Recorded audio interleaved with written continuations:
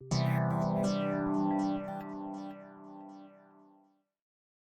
overall goal of this method is to obtain correlative light and electron microscopy, or CLEM data, by combining fluorescence immunocytochemical information with ultrastructural morphology from transmission electron microscopy in a single image.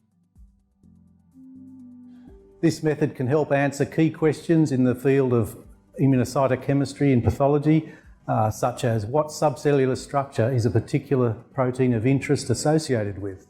The main advantage of this technique is that it uses the same quantum dot nanoparticle probe to obtain both the light microscopy signal from the target protein and the electron microscopy structural localization.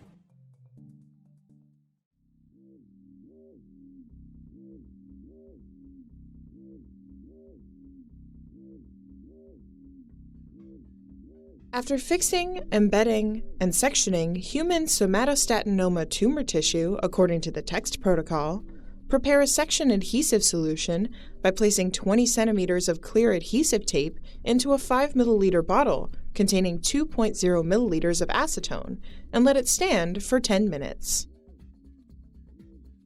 Remove the tape and dip a nickel grid into the solution.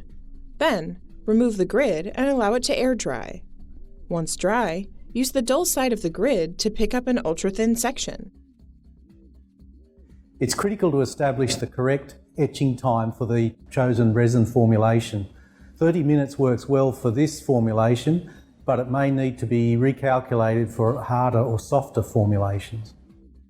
Prepare 1 milliliter of fresh saturated sodium metaperiodate etching solution in distilled water and place droplets of the solution on a clean lab film surface.